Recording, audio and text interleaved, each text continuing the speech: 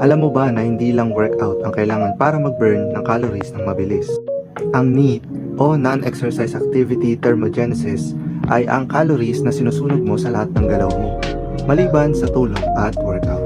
Kasama rito ang paglalakad sa kanto o tuwing nagko-commute, tuwing nagtatrabaho ka, at kung paano gumagana yung organs mo para mabuhay ka.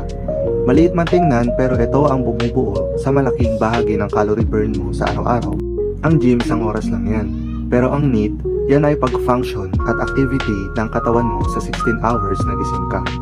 Meaning, mas madaling mag-lose ng weight kung tataasan mo ang NEAT mo kaysa sa mag-cardio na ang pilit sa gym. So simpleng tips para tumaas ang NEAT mo. Una, gumamit ng hagdan kung 1 to 2 floors lang ang pupuntahan instead na mag-elevator ka. Pangalawa, kung sa computer ang work mo katulad ko, tumayo ka every hour at maglakad-lakad. Pwede kang kumuha ng tubig o mag-bio break. Kung kaya mo, mag-push up ka kahit pa 10-10. Sabi nga 'di ba, galaw-galaw para hindi pumanaw. Motion is lotion. Kung gusto mo ng more tips like this, subscribe.